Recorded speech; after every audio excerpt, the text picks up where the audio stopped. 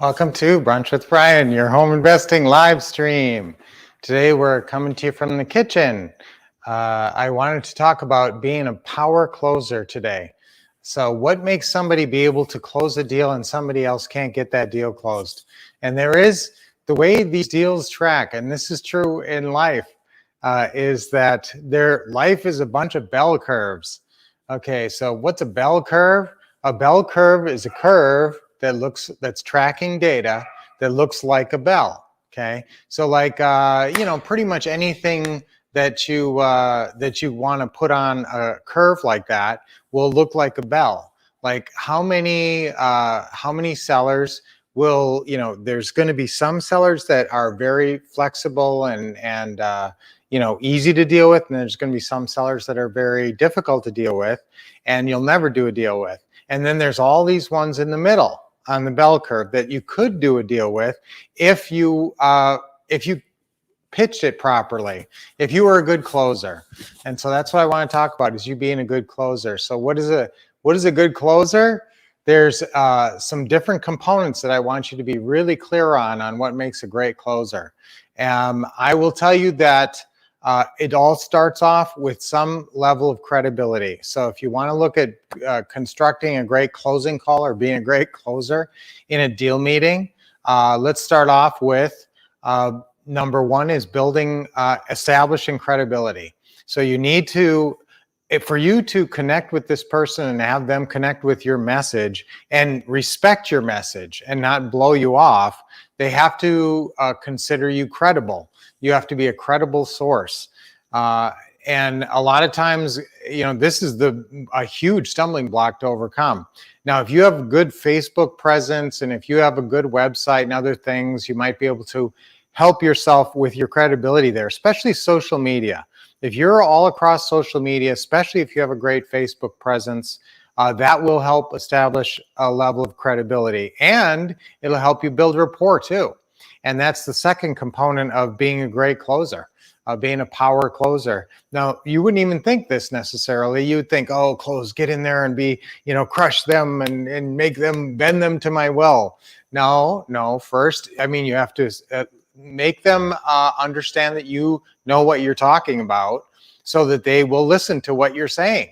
Okay, if you're wearing an orange fright wig and nerd glasses and on a Zoom call, they're not going to give you a lot of respect. So that's why, if they see you, you have to look respectable, but on the phone, you have to be respectable. That's why, and in both of these first two components, you can't overestimate the importance of, and I talk about this a lot, your home investor bio or your real estate investor bio. This is a chance to establish your credibility. Who are you, and why should they listen to you? Now, this should be short, and they should already have heard some messaging of why this is going to be good for them.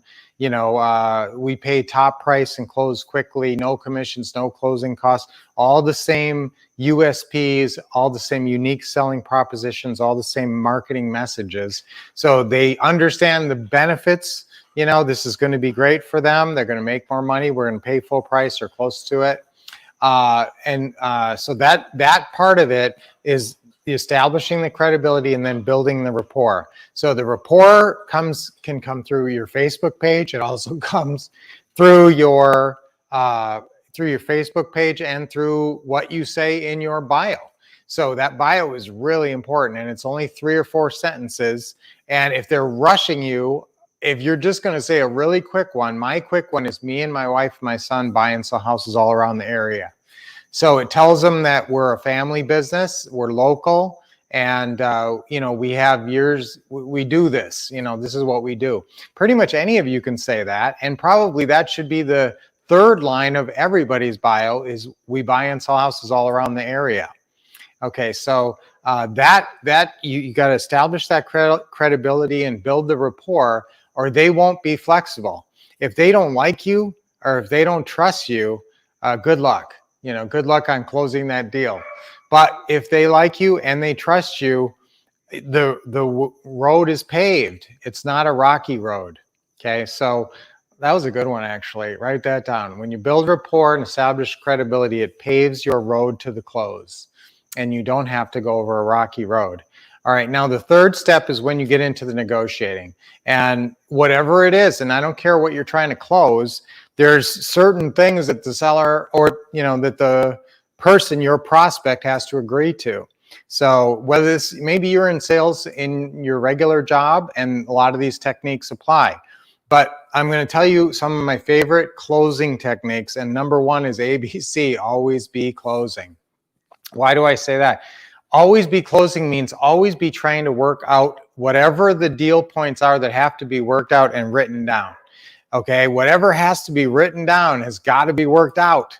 And so in a terms, creative financing, pretty house deal, the 4 things that need to be worked out are purchase price, monthly payment, length of term, and down payment. So if you don't figure out those things, if you don't talk about those things, you can't write them in the agreement, and you can't sign the agreement because it's going to be incomplete.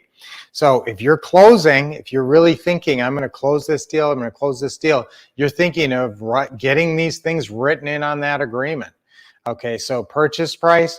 All right, no, so that's always be closing. Okay, always be moving the ball forward, figuring out one of the deal points or whatever negotiating points have to be written down. Okay, so once you do that, once you figure that out, once you've negotiated the terms, then it's time to close the deal in terms of paperwork. Okay, so what are you trying to do on a closing call? On a closing call, you're trying to close a deal meeting. You're trying to close them on the 4 deal points and a deal meeting. So if you hang up at the end of a closing call and you've got those 4 pretty house deal points at least in the range of figured out, and you have an appointment, then you've closed. That was a successful closing call. But the deal meeting, that's not closed unless they sign on the bottom line. So if I say, be a power closer, if you're walking out of deal meetings with no signature, you're not a power closer. So the same things apply when you're going over to their house or on a virtual deal meeting. You still have to do that, establish credibility, build rapport, like always, and then you got to get to those deal points. And again, always be closing. Another one I'm going to tell you is answer a question with a question. If they have a question, especially if it's about the terms, ask them, well, what's the least you could do? Remember, with the sellers, it's always what's the least. And with the buyers, it's always what's the most. And our favorite line, pretty much, there's a lot of favorite lines we have, but on price, if it's not subject to candidate, you're just going to ask, if we work this out and close whenever you want, what's the least you'll take? Okay, that's basically the main line to figure out the purchase price. Now remember, it used to be with an ugly house, it's if we close quickly, if we pay all cash and close quickly, what's the least you'll take? Okay, so now with a cash sale, that's what's attractive, an all cash offer and a quick close. Okay, but remember, if it's a pretty house, they may still live in that house. They don't even know where they're going to move to. So it's a whole different ball of wax. So that's why we say, if we work this out, because you're working something out, you're working out a deal where you're going to be making monthly payments either to them or directly to the bank. So if we work this out and close whenever you want, what's the least you'll take? So my big 3 tips on being a closer, once you get past the building rapport and establishing credibility parts, my big 3 is always be closing. Write that down, always be closing, which means you're always working on figuring out those pretty house deal points. And how are you doing that? You're doing that by following the script. So number 2 is follow the script, and that is so important. So always be closing, follow the script. If you're following the script, you're always closing. There's a very logical progression to that fantastic, about 2.5-page seller financing closing call script. That is the best script I've ever written, and it's the most powerful script I've ever written. It's 2.5 pages, and it will close deals for you. So stick to that script.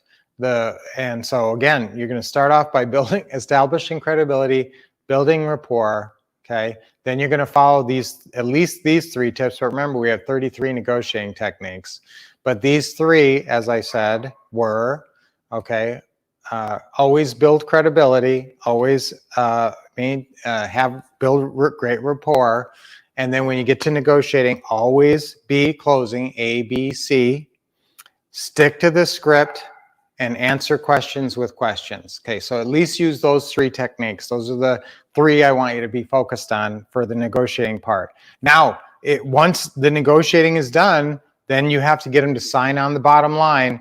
And remember our favorite line for that, and here's where you okay the agreement. That's sticking to the script. That's going to close that deal. That is the closing line. If you're a power closer, you need a power closing line. Okay, and the power closing line at the very ultimate close, when you're closing that deal at the house or when they're signing their name on the dotted line, is first you have them sign for the money, that they receive the money, and as they're signing for that, this is a really power closer move, guys. Get them to sign for the money first because they want that money. Then in the middle of that signature say, and here's where you okay the agreement. And you point to the spot, and here's where you okay the agreement. Okay, so that's it, guys. You are a power closer. You're going to powerfully close deals.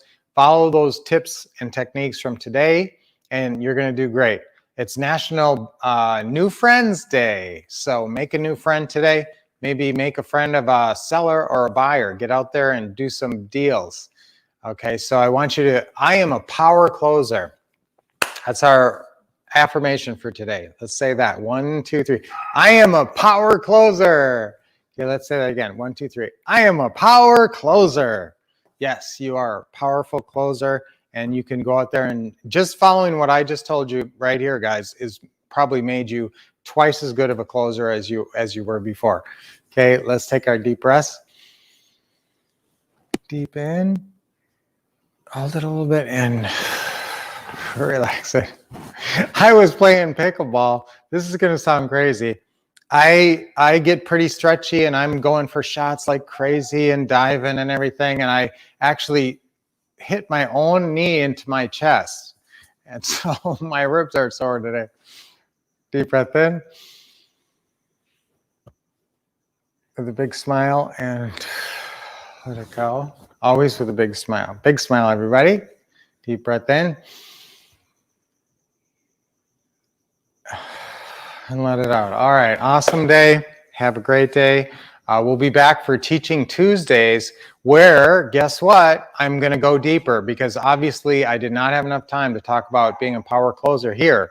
So I'm going to even go deeper. We're going to have a whole session on it today because this is really what makes a difference. I'm going to talk about being a power closer on the closing call, in the deal meeting, even on the opening call. You are actually closing on the opening call. Okay, that sounds fun.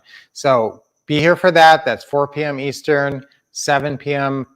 Pacific, and 4 p.m. Pacific, 7 p.m. Eastern, and we replay that. Don't forget, I got to remember to put that in there. We replay it in 3 hours later. So you guys on the West Coast, you can pick it up then if you missed it the first time, or you can take notes.